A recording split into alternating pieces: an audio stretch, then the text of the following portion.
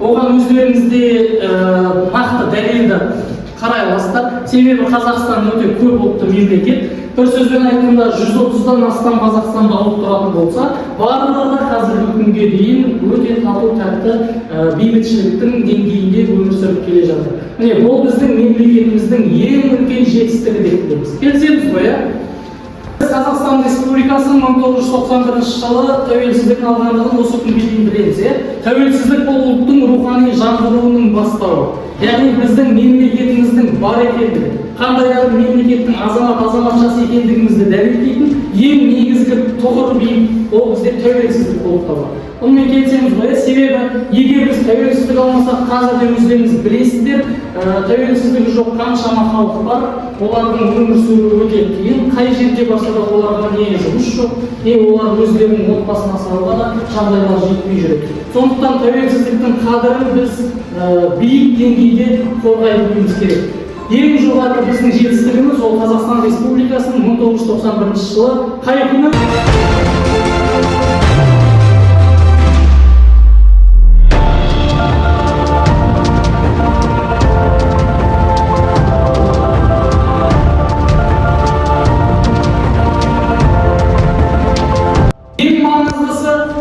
Ең маңыздысы тағы қайталау. Бәріміздің мақсатымыз ол мемлекетіміздің атын әлемге таныту. Ол әрқайсымыздың жеке мақсатымыз болып табылады. Әрине, әрқайсымыз әртүрлі бағытты таңдап отырғанымызбен, әртүрлі болып көрінетін болғанмен мақсатымыз бір. Ол мемлекетіміздің атын әлемге таныту. Жақсы, сіздің қажеті жоқ, жай ғана менің ойымша, әр республикада не бар? Бәрі не бар? Адамдар бірлік болады, ал сотта бірлік болады. Бірлік болса, онда республика деуге болады. Әрсінде. Дұрыс айтасың, тағы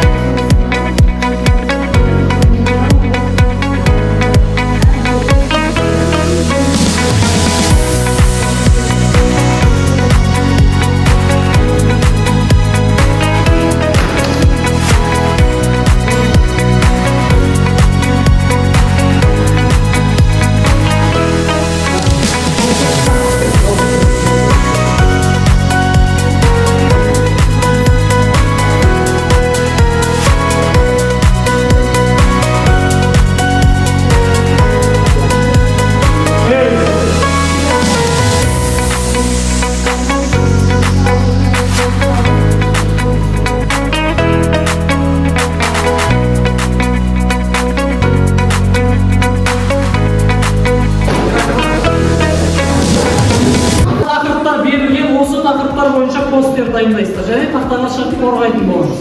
Қорғауға міндетті түрде ең кем 2 адам жүру керек, 3-4 адам немесе бәрі сөйлеуге де рұқсат. Енді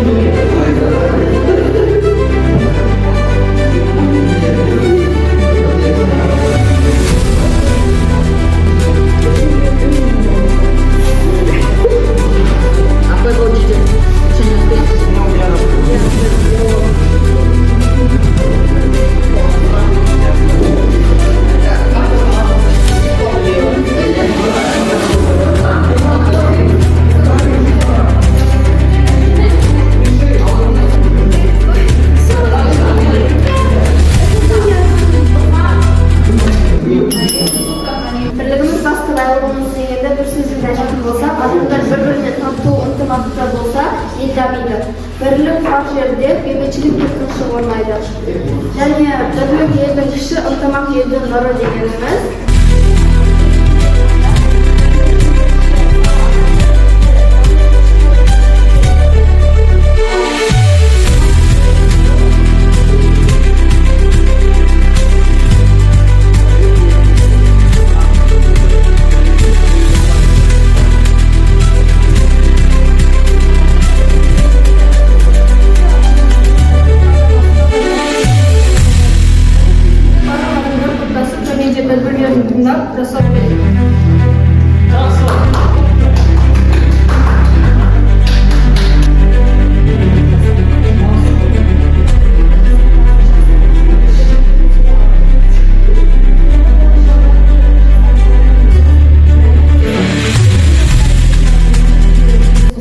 Олар ғылымды игеріп, жаңа идеялар мен отанын алға бастырады. Сондықтан әрбір жас білім алуға ұмтылып, ел болашағы үшін еңбектенуі керек.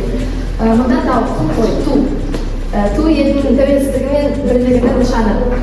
Біз абай мырзаев салдық, өйткені ол жастарға деген көптеген өзінің ғылымын қалдырып болатын. Өз қарасөздерінде ол жастарды еңбекқорлыққа, адалдыққа және білімге үйреткен.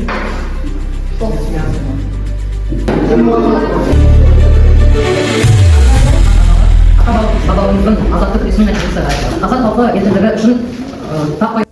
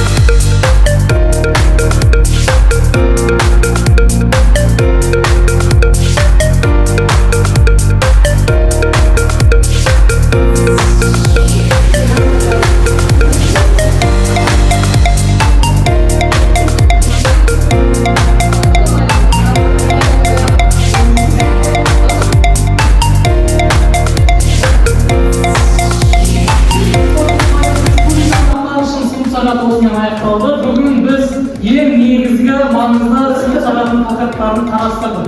Соның ішінде республика деп отырғанымыз ол біздің отанымыз. Яғни енді отан отбасынан басталады деген сөз бар, иә. Біз жаңа қарастырдық, иә. Яғни біздің кішігірім сыныбымыздың өз сыныбымыздың іші ол бір бөлек республика деп қарастырсақ болады. Яғни кішігірім бөліктен ғана басталады. Енді өздеріңіз білетіндей патриоттық бұл республика, отан деген сөз біздің ойымызға келген кезде міндетті түрде адам бойындағы патриоттық қасиеті есімізге түсуі керек. Және ол патриоттық қасиетті біз қалай түсінеміз? Ол бір үлкен нәрсе емес, үлкен соғыстарға барып тек еліңді қорғау немесе мен сіздерге осыған дейін де айтып өттім, жай ғана тек қазақ тілінде сөйлеу ол патриоттыққа жата ма? Мысалы, бір адам тек қазақ тілінде сөйлейді, бірақ ол үйінде диванда жатыр деп есептейді. Ол патриоттыққа жата ма?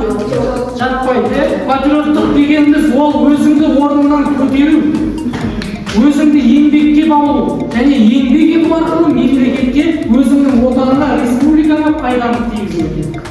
Түсініп тұрмыз ғой, патриоттық ең қарапайым нәрседен басталады. Ең бірінші сіздерді өздеріңізді орындарыңыздан тұрғызатын еңбексүйгіштік қасиет. Екінші тазалық. Егер сіз өзіңіз оқып жүрген сыныбыңызды таза ұстасаңыз, мектебіңізді таза ұстасаңыз, көшеге мусор тастамаудың өзі, қоқыс тастамаудың өзі ол патриоттыққа жатады.